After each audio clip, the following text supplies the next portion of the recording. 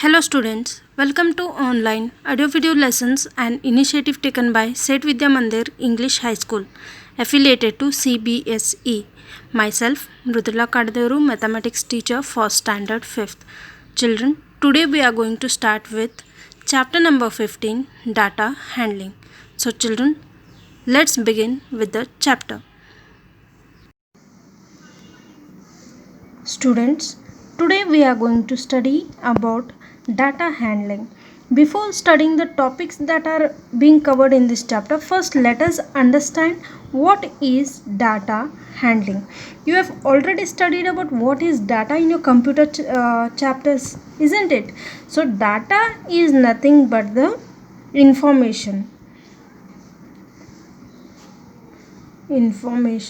So whatever the data is collected, information is collected, it is handled or maintained in an organized form. So this is called as data handling. So let me take some examples so that the concept is clear to you all. Firstly, now data can be in various forms. It may be in the form of numericals, it may be in the form of statements, etc. Now every day when you are in the school, your class teacher takes attendance, isn't it? So that she is recording how many students are present, how many students are absent, isn't it? Whenever you appear for the exam, after few days your teacher gives you the marks, isn't it? So you are recording your marks. Say for example, there is a boy named Rahul and he is scoring in English 20, Maths 25, Hindi 24, Science 24, SST 25. See, these are the marks out of 25 in the periodic exam 1. So how will you organize it? So writing or collecting the list of marks obtained by Rahul in an organized way is called as data handling. Similarly, if any teacher asks you which game do you like to play, so various students will give you various information, like some children say they are interested in cricket, some say they are interested in football, some say they are interested in tennis, and so on. So all these three games repeat again and again? Yes, because the choice of all the students differ from one another. Another boy may say he is interested in football, another will say same again football, next one may say cricket, next one may say again cricket, next one tennis, and so on. So this one will continue, and when you observe the this one games are getting repeated again and again, so you get confused. You are taking a lot of time to recover the data, so that how many are interested in football, cricket and tennis, isn't it? So for that, what we will do, we will make a tabular column where we will write number of students. Next we may write the games. Which are the games we have taken? We have taken cricket, we are taking football, next we are taking tennis, isn't it? Now cricket, say here we have noted 1, 2, 3, football 1, 2, 3, tennis 1, 2. Now easily by making a column like this, you can say that 3 students like cricket, next 3 children like football, 2 children like tennis, and so on. So this tabular column makes you very easy to tell or to record the data, isn't it? Instead of this one, this seems to be very easier. So like this, representing the data can be done in various forms. First one in this chapter we are going to study. First one is about pictograph, And next one we are going to study is bar graph.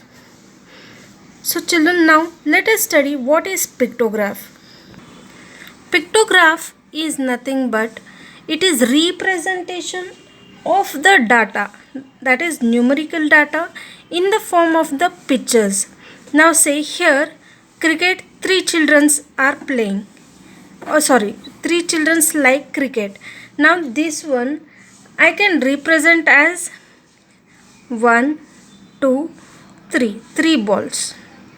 Where 1 ball is equals to 1 student. I may write 1 ball is equals to 1 student. That means I am representing 1 student as 1 ball. So 3 students, 3 balls. Football, again 3 students, 3 balls. Here tennis, 2. So I will write 2. So like this, representation of the data in the form of the pictures is called as pictograph. Similarly, bar graph is the representation of the numerical data in the form of the bars. Example, here we have an example where here in this bar graph we can say that this is called as x-axis, the line which is like this, and this is called as y-axis.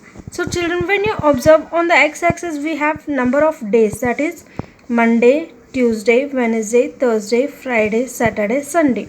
Whereas in this side we have production, that is 50, 100, 150, 200, 250, 300, 350 and 400. When you observe this in the bar graph sheet, I will be explaining you later how to mark all these things.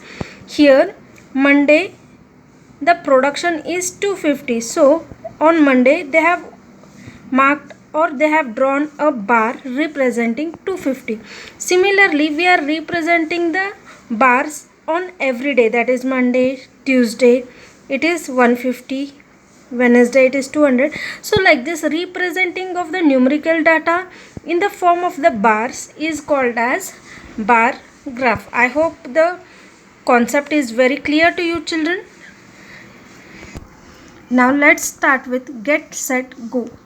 Information presented through numbers is called as numerical data. Numbers, it is called as numerical data. Pictorial representation of numerical data is called as graph. So whatever we are representing, either it may be in the picture or it may be a bar graph, bars, it is called as graph. And the horizontal line in the graph is called as x-axis.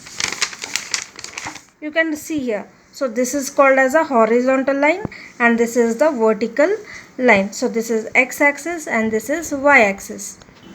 A graph drawn using pictures is called as pictograph.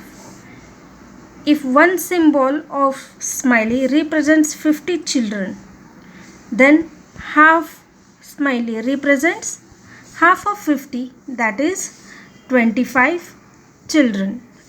Next we have 1, it is the symbol of a person, it represents 10 men.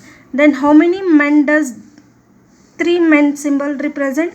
1 is 10, so 3 means 30.